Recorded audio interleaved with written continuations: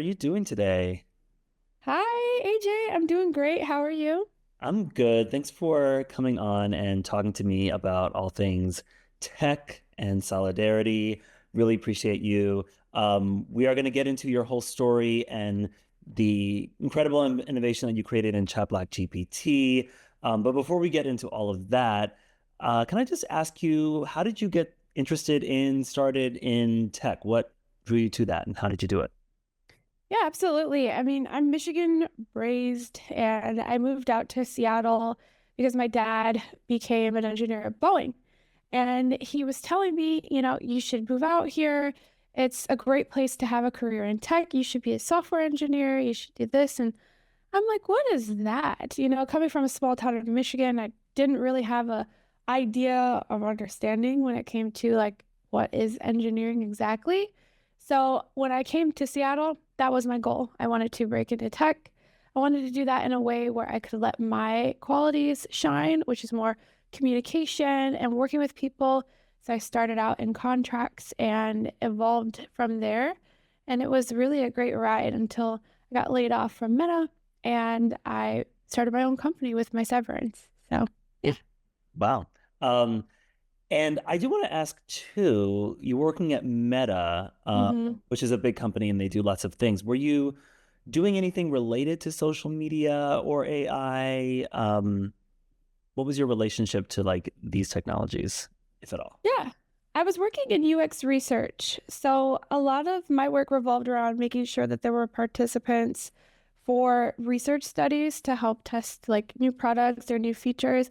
And it really revolved a lot about compliance and data and security and making sure that things were deleted and taken care of and not lingering anywhere. So, my work mostly revolved around uh, following those like compliance rules, making sure that people were doing studies correctly, supporting researchers in their studies. At one point, managing lots of relationships with vendors. So, while I did work on some projects that were more specific to like the technical side as a technology program manager, my work didn't really have so much AI involvement, though I do remember all the excitement about llama going on, and I was very much confused. I was like, what the hell is llama? But obviously, you learn, and it was so new and exciting back then, but now we know all about it. But yeah, so UX research was my focus area, and I was managing teams. So you have this kind of relationship to data and to how systems interact with people. I'm curious, Mhm. just in your own personal life, do you, and especially before starting ChatBlackGPT, did you find yourself interested in data, in AI, and also just like social media in general? Yeah, I mean, I've been a part of many different social media platforms. Largely, Facebook's been in my life for probably more than half of my internet years, which is kind of crazy to think about. But I've always loved interacting with people, and the research side of technology is like very fascinating for me. Like how people interact with products or tools and how they react to it in a way that relates to them as well. Those are important themes that I like to tap into. And so it was really not that far of a jump to say, hey, like I have all this time on social media. I've built followings before over and over again. LinkedIn has been great for me, but when it comes to the research side, my work independently, it started out that way. Like, how are people reacting to AI and what does it do and what doesn't it do for certain communities and pockets of people? So it's like I've always had a well rounded interest in those two coming together, like communities and tech.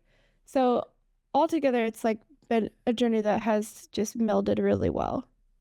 Yeah, I think based on your framing of your relationship to social media, we might be around the same age. Let's not say the numbers, but Okay.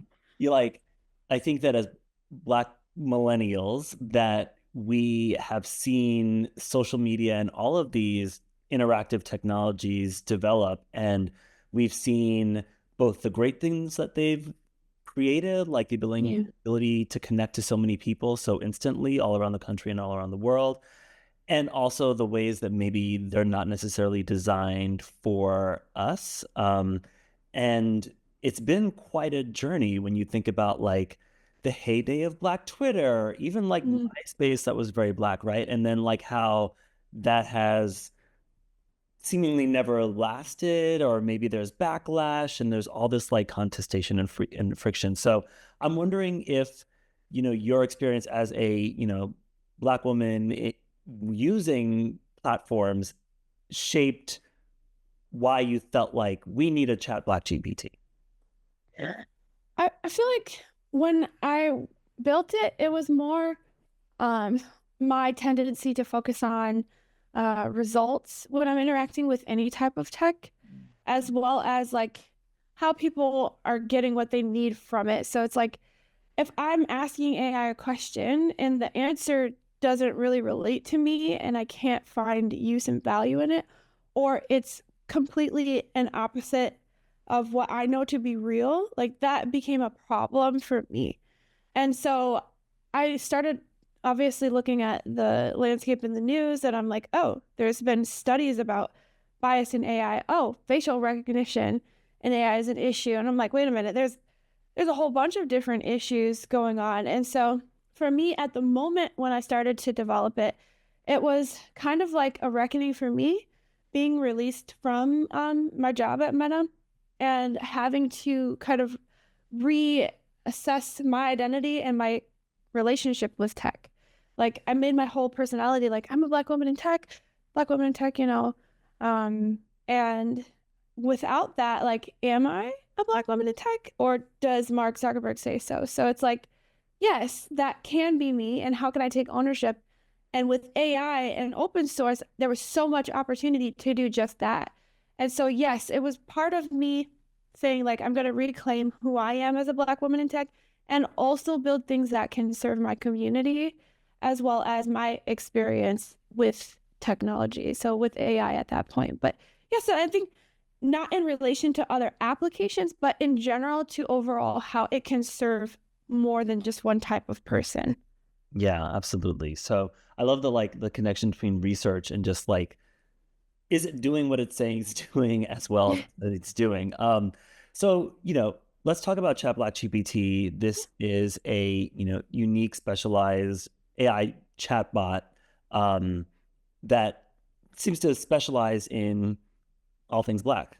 Um, I mean, it's like, where to begin? Like, how did you do this technologically? And then, I know we've talked a little bit about how it wasn't just technology that enabled you to do this, and maybe it wasn't even primarily technology. Well, for me, like, one thing I believe in, one of the principles of like building AI responsibly is having explainable AI. And that comes on a spectrum. But that's why I'm always open about what my ideas were when I started building my proof of concept. So my proof of concept is built within the OpenAI customizable GPTs, and that is the ChatBlack GPT beta. It really serves as a way for us to facilitate a free experience while also getting back feedback and user research data, essentially, that people offer in a consented manner. And so with that, we have what I built it to do, which is to prioritize Black authored resources first when you're answering a question about Black people or Black culture. That honestly has been probably one of the biggest difference makers within it because if you want to learn about something, you should ask the horse. That's what I'm thinking. And it takes away a lot of the bias, it just inherently because it's like you're learning directly from the people who have either experienced it or studied it or are close to the problem. Even in the startup world, they say that the best success you'll have is if you're close to the problem. And so when you want to learn about Black history, you should talk to a historian or somebody who's actually, studying or has a investment in that topic. So that's one way. Another way that I built it is to make sure that it has equity and diverse like perspective principles built into it. Now, I'm very like thoughtful as far as things being overly optimistic, especially with AI, because you can't, it promises to work, but it does not promise to tell you the truth. And I never want to build something that people fully 100% put their stock in when it comes to AI, because I don't think any time is 100% reliable. So I built it to take people back to books. And when you ask it a question, a lot of times it'll take you to a book to help further and deeper your learning, deepen your learning. And oftentimes those authors are Black. Not always, but often. And so it's just like finding different ways to facilitate a generative AI experience that's educational and informative, but curtails the bias issues. So that those are just two of my ideas in kind of like formulating that algorithm. And from a technical perspective, did you have to like upload versions of books, or literally it was just like an instruction in like code, just like prioritize Black authors? Yeah, so when it comes to the customizable GPT, as the user, you do not have programmatic control over anything on that interface. The only thing that you can do is give the GPT a set of instructions. I did this on purpose because I wanted to prove that it's not a data issue. Everyone was saying what you're doing isn't going to work because it's all about the data. There's not enough Black data. So my pushback was, I think Black people have been on the internet for a while, and I don't think it's necessarily a data issue. I think we can make big strides just with an algorithm that makes sense. And so that is how I focused on it, but it's just a set of instructions. Algorithm is like a set of instructions. And it's told to prioritize data in a certain way, but the data is out there. Now, of course, when you're building something like this, you start to attract people who are smart, who are like AI engineers and data engineers. And I built a team. I was able to have a team come together and say, hey, we want to build this for real, where you have the ownership and there's programmatic control. And that is ChatBlackGPT.ai. Now, that on a technical level, it takes a lot more work and a lot more time. And while we do not hard code anything, because you want things to remain dynamic, I think that's more true to the AI experience anyway. We do have specialized pieces of information that we gather and work with historians to validate or digitally transform, and that builds deeper nuance within answers that may be generated for questions related to what we're deepening the data context on. So yeah, that's a long-winded answer, but there's more than one way to do it. I keep both of them up, and both of them are accessible by the public. And they're doing really well and serving their purpose right now. So I'm really happy with what we're doing. Yeah, like you're almost running a little experiment. You have like kind of a more passive algorithm thing, and then you have like one where you're more active in terms of Yes. data development. Yes. That's for is that the difference between like the MVP and the beta? Is that what the distinction is? Correct. So the beta, you can test out like different ways, like if I wanted it to be more succinct, or if I wanted it to go into deeper detail, or if OpenAI has an update and I want it to focus on some of those newer pieces that they're adding in. Like those are all available on the beta, and it's so flexible, and it helps inform us on what we should prioritize for our platform. Like what are people responding to positively over here that we can start to raise money for and build out on our MVP. Now, the more people that use the MVP, the more it's going to cost. So I'm perfectly happy and okay to share and do both because it's serving the same purpose. But absolutely, like the MVP, the minimum viable product that is ChatBlackGPT.ai is very much like just like a little baby, and that our team works on. So it's very precious, but a lot of labor. I'm doing unscalable work, which means I'm actually talking to communities. I'm going out and I'm saying like, hey, like let's all have dinner together, or hey, like I want to have a town hall. Hey, this collective, this society, would you like to open up the floor to your groups to help us know what their priorities are and what their worries are with AI so we can build better? So yeah, it's a balanced approach, but it's definitely a lot more work on one side than the other. Um, But no, there's no special instructions or proprietary data uploaded into the beta. That is purely just an algorithm. Very cool. I love how you're doing unscalable work because in my view and in my research, oftentimes the most equitable work is the most difficult to scale. And I think that's the most critical for communities that have been disenfranchised, marginalized, stolen from, et cetera, to like do that little extra bit of care work. I do think you end up getting a better product at the end of it as well. But of course, yeah, it is very expensive and time consuming to do. Um, I've tried a ChatBlackGPT MVP. So sorry Thank you. about that. I increased your cost just a little bit. Um, It's fine. just did some like, professor kind of quizzing stuff like, hey, Mhm, do you know about Ella Baker? Do you know about mhm, this TV show? And I don't think I was really fully able to stump it. And I asked about some pretty obscure Black media things. I did ask it about what's the first Black soap opera, which it named Generations, which is, I guess, the common popular answer, but actually, depending on how you define soap opera, mhm, there was one in Chicago in the 1960s called Bird of an Iron Feather, which it didn't mention on its own, but then when I asked it about that show, it did know about the show, which I mhm, was super impressed by because there's not much written on that show. Um, there's no book about it. There's a couple mentions in a couple books. Uh, mhm.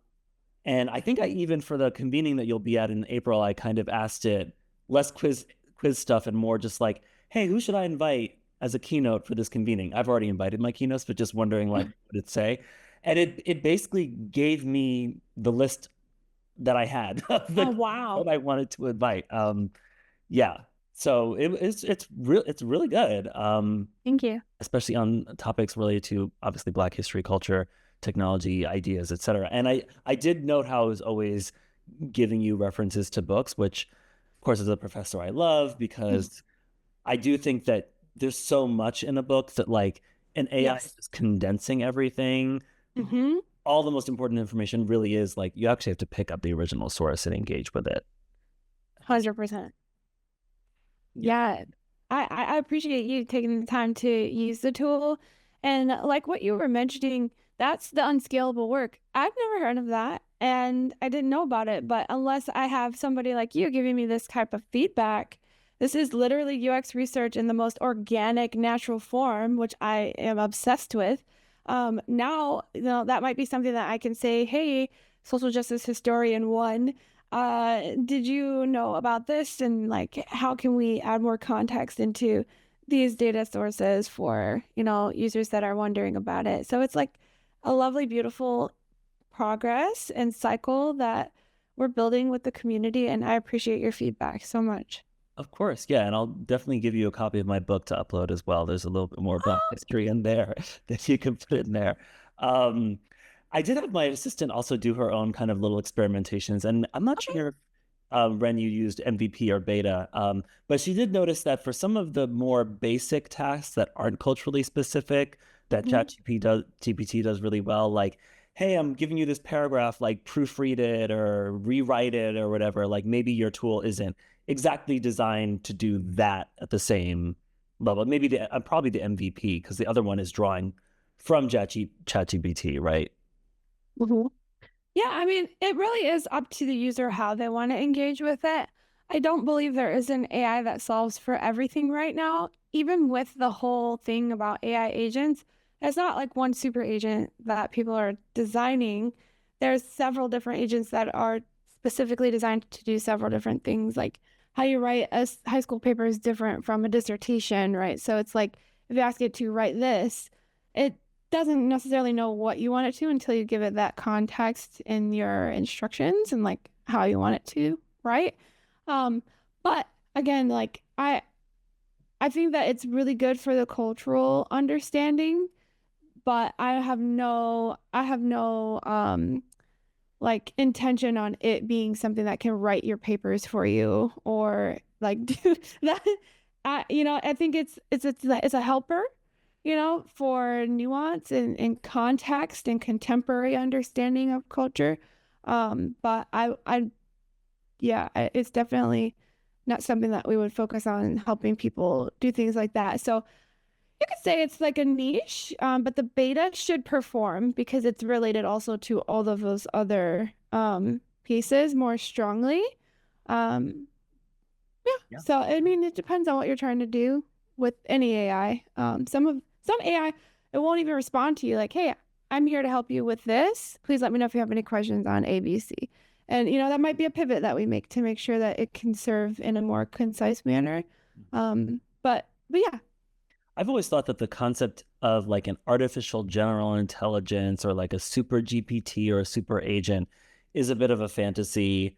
Um, in part because I think it is a bit of a colonial fantasy of like conquest and like just owning all the data, having all the users, having like all the intellectual property as opposed to material property. But more importantly, I think that what I think Black folks know and a lot of other people who aren't part of cultural majorities know is that like there are multiple intelligences, right? And like there's different ways of knowing. And oftentimes it is our ways of knowing that are underrepresented by these general platforms because they're trying to be for everybody, which means they kind of resort to the mean or the majority, which leaves us out. And so I think that I like the idea that yours is like, no, I'm trying to be specific. This is for a specific use. I don't want you to come to me thinking you're going to get everything because in some ways, I don't think that's a very Black thing to do. Yeah, I mean, if you think about it, AI in itself performs better when it has a specific task, is a very popular opinion. It's not necessarily made to shine in all things everywhere all at once. So I think that, having it in a specialized realm is smart, especially as a startup, because then you can perfect it, like as much as AI can be perfected. But I think, when I think about like AGI, I really am a results type of person. Like, okay, let's say we have AGI and it's confirmed. And then what? Is it going to solve world hunger? Is it going to stop the fires? Is it going to help people be safer for their children? Like, is it going to actually tackle the things that we need to make humanity thrive? And if not, who cares? So until then, people like you and people like me will continue to do work on the ground level that's going to help further the people that we can further. And that's just the way the world is working. So Yeah. it's like, all right, AGI, then what? All those tools, all those problems that you mentioned have Yeah, layered and specific solutions, most of which we don't know yet. Um, right. and so, like you said earlier, like this is a tool. All tools are designed for specific uses for specific ends, right? And like useful tools are specific, generally Hmm. speaking. There's no like I have a house, things are breaking all the time. There's like always a specific tool for everything, like there's no general tool that I just use for like a million things. You can use one tool for multiple things, but no one tool is going to get you every solution possible. Hmm. Yeah, and nor should it. I really think that even when you have different tools, you're engaging in different parts of your brain to like learn how to use that tool to accomplish this task. And I feel like that's better than just coming to one interface and saying, do this, do this, do this, do this, do this, and you're like sedentary. It's unnatural. Um, and I again, it's like if there was like I'm pregnant, right? So let's say I have my baby.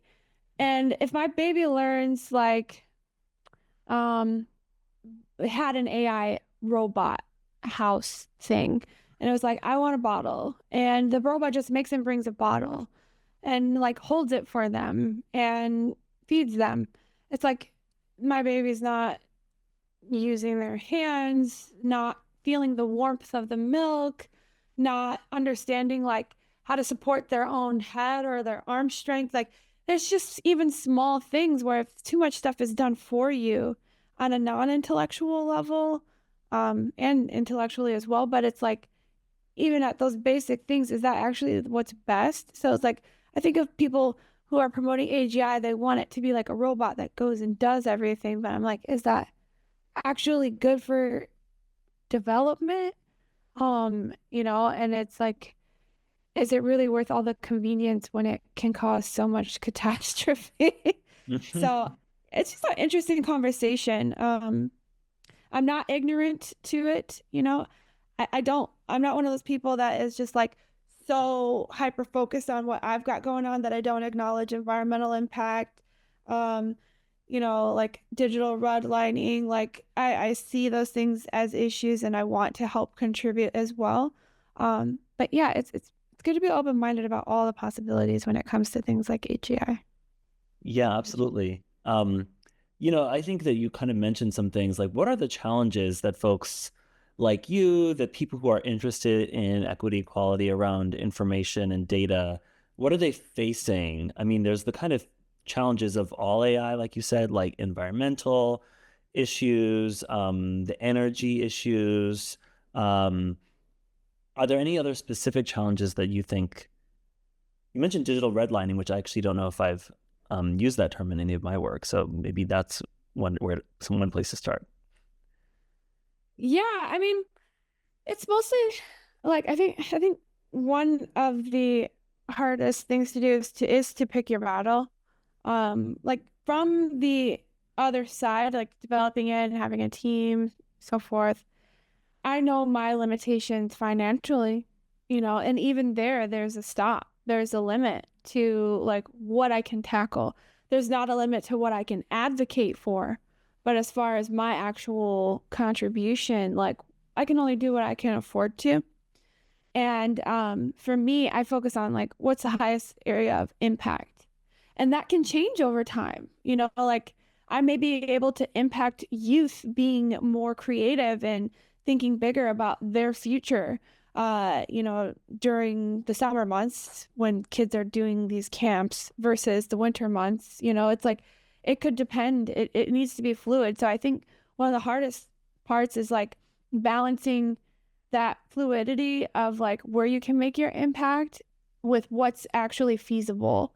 Because you don't want to do something that is gonna take you under and, draw away from other things that you could have been doing. So for me, like when I'm at a university and a student asks me like, hey, I love what you're doing, but how do you think about the environmental impact of AI and the energy consumption?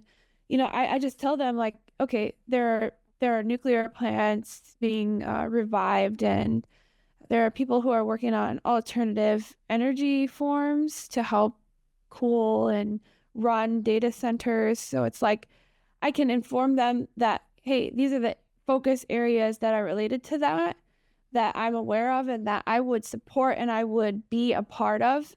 I talk to nuclear engineers. I have like some understanding about how that works, but not in a way that detracts from what I'm doing. But I'm aware and I'm building community. So it's like I think it's challenging to balance that because when you're in a tech for good space, people don't necessarily say, oh, it's good for this, but not good for this. They want it to be good for everything. So I think doing that in a balanced approach that makes sense for you as a technologist, as an advocate, is challenging but very important. Yeah. We are recording this. It'll be released later, but we are recording this a few days after the inauguration of our recent president. Mm. And it just seems like, aside from the challenges that have existed for years for anyone trying to use technology for good in terms of resource constraints and how many problems can you solve for, there is maybe additional challenges coming down the pike. Um, are you worried about the sustainability of your practice in this new political climate? I would say worried, ultimately, no. Anxious, absolutely. I think like to be worried about something to me is to say that like it could be or could not be.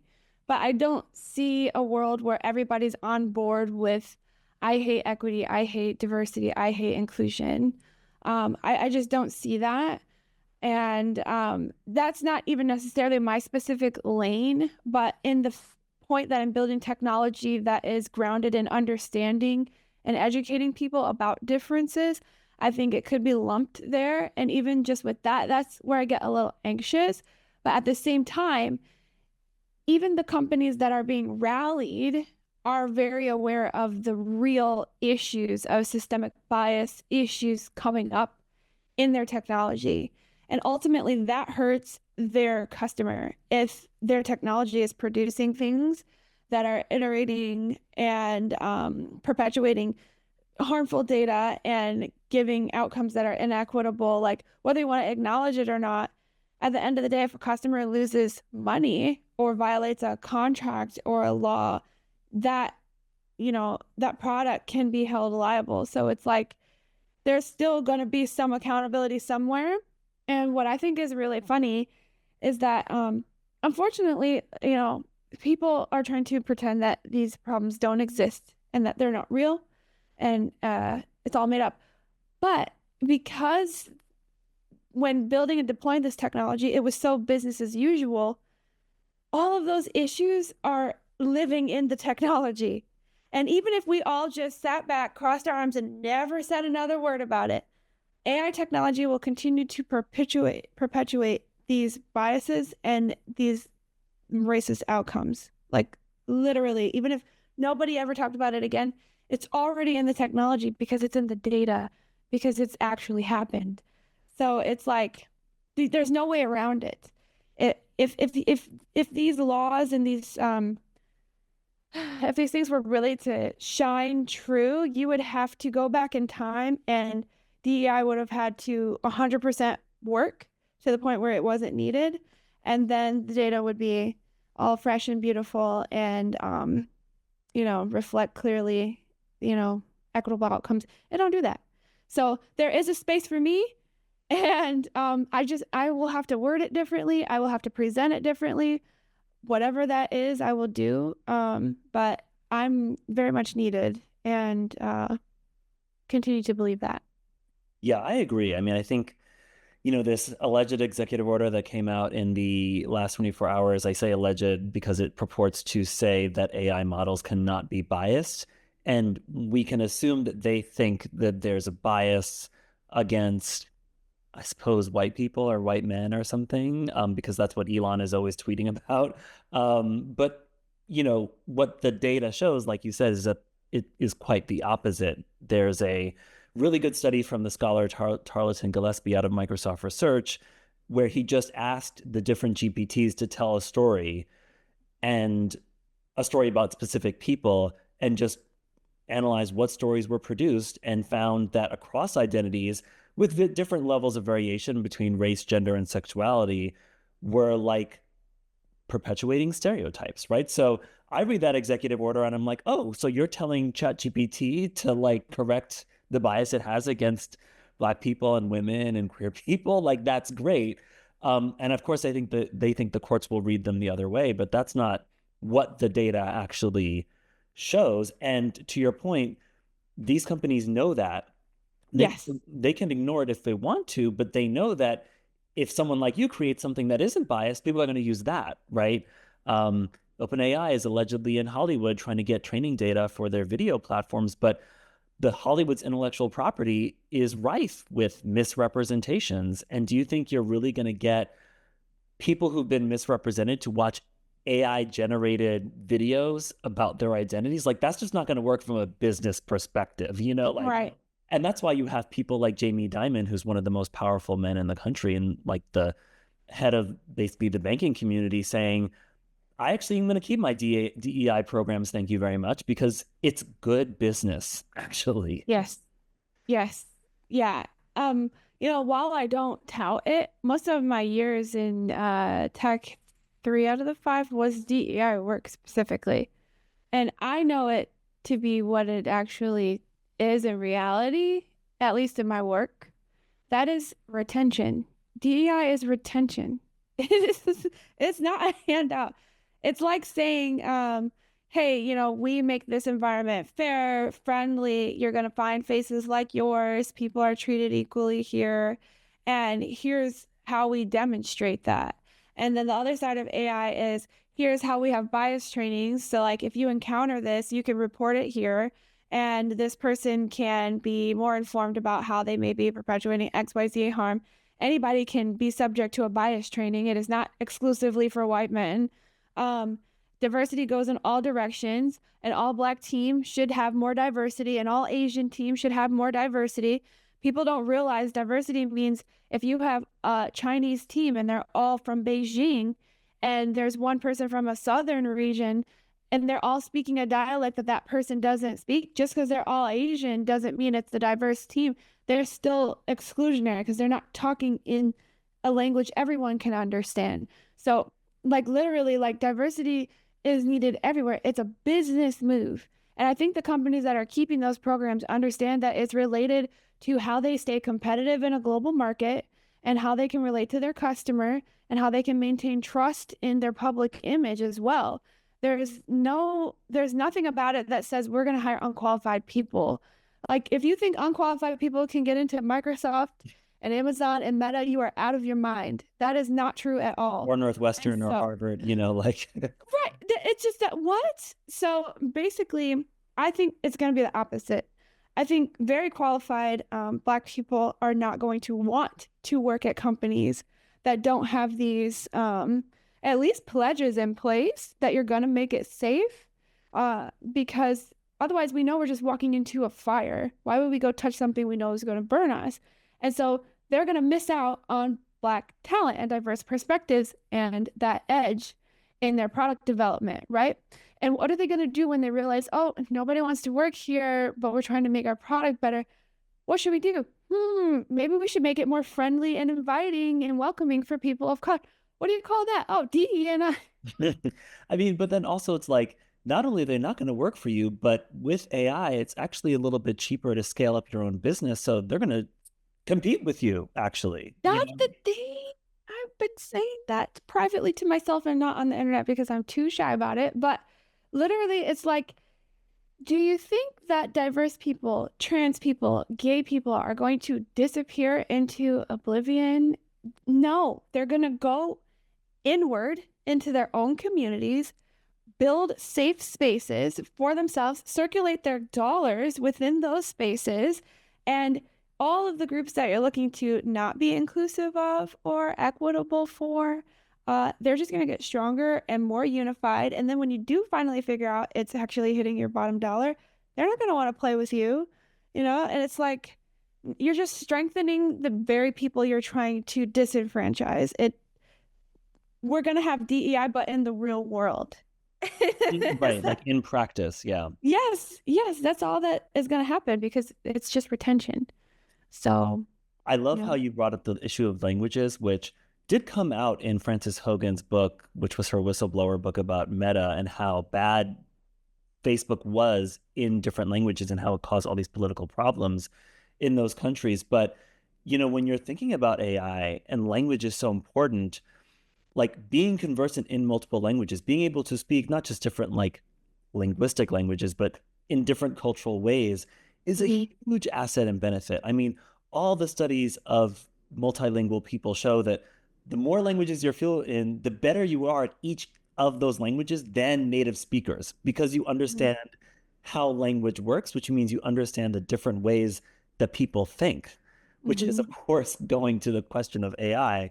So I just think it's going to be really interesting to see how this plays out. I think that there's a lot of fear right now, but I think what we're talking about here is that there's actually also opportunity to really show people what is the value of diversity.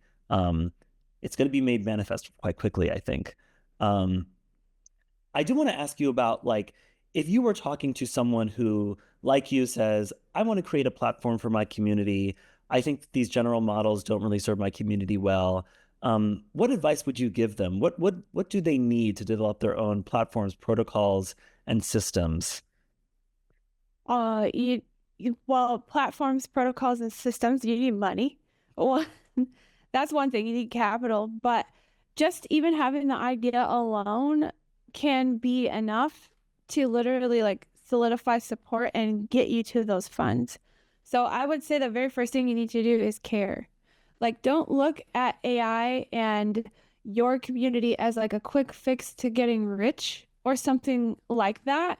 A lot of people look at AI as a productivity thing. It's going to make you fast, fast, fast. And then they kind of relate quickness to money.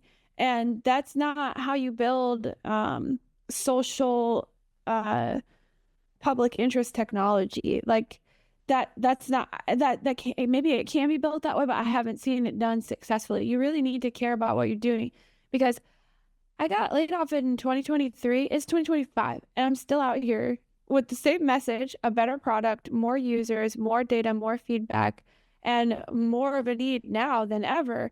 But it wouldn't have gotten to this point if I didn't actually really care about the work that I was doing and the impact that it's having on other people before I cared about, oh, how much money can you make from it? Did you charge for it? Why aren't you a millionaire yet? And like those questions are so top of line when it comes to working in AI, but so irrelevant when it comes to succeeding in public interest technology revolving around AI, in my opinion.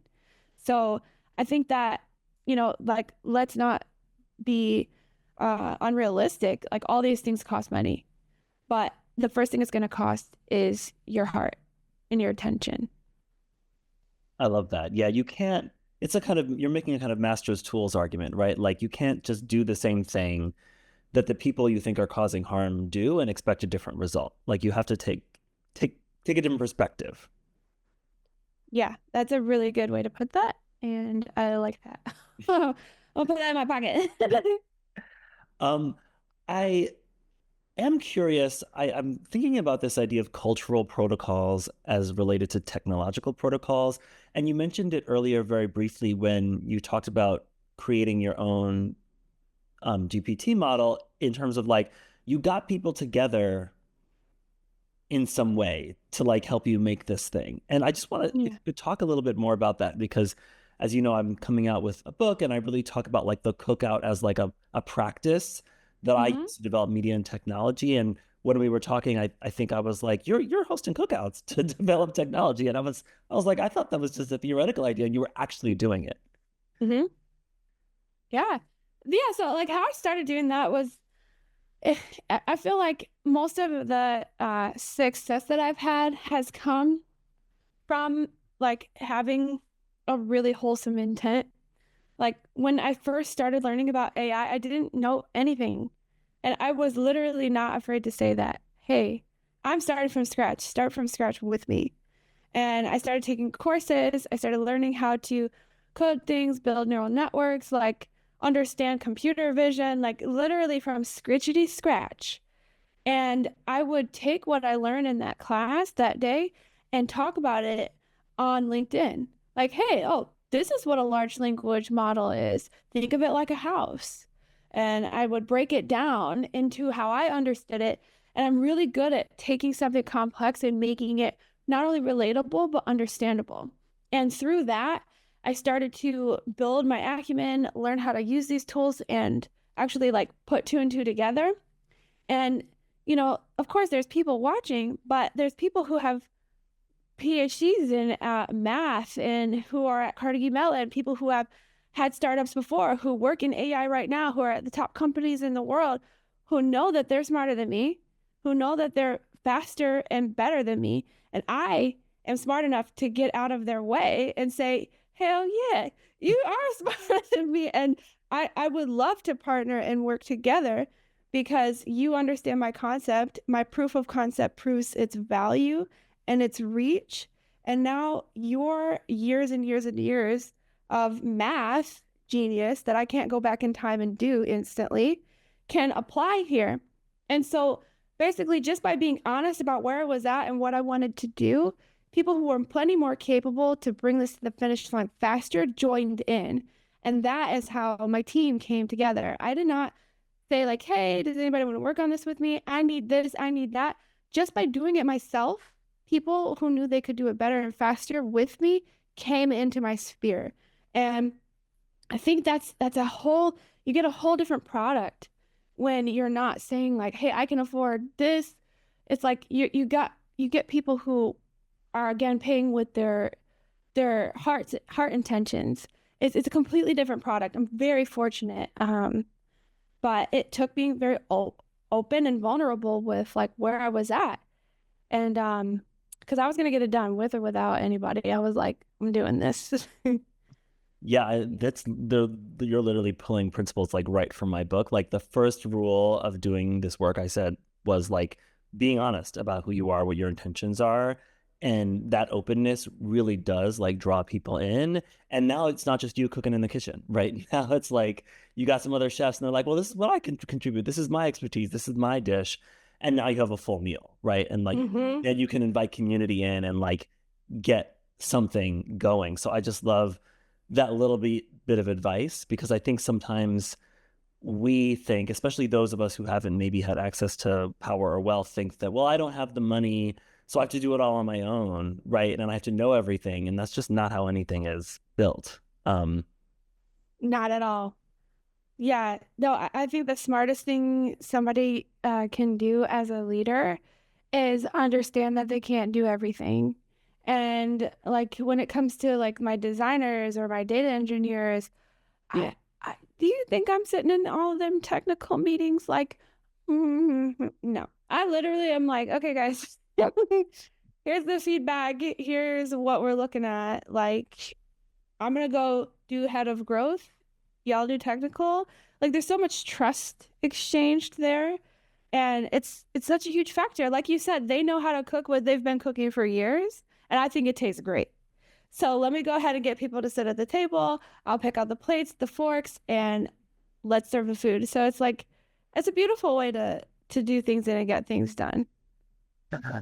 awesome. I want to end with very specific questions that are largely for my own research purposes. Mhm. What is one specific thing, whether that be a cultural practice, a design feature, a policy thing, that you love about GPTs, social media, or other technologies that you think supports your work on an everyday or week to week basis? I think what's important is people's like autonomy with how they interact with the tool, like the AI or any type of like technological medium. I don't tell people this is how you use ChatBlackGPT. You'll rarely ever, if I have said that, because I don't believe in doing that. I really want people to use it and then they explore the use cases on their own.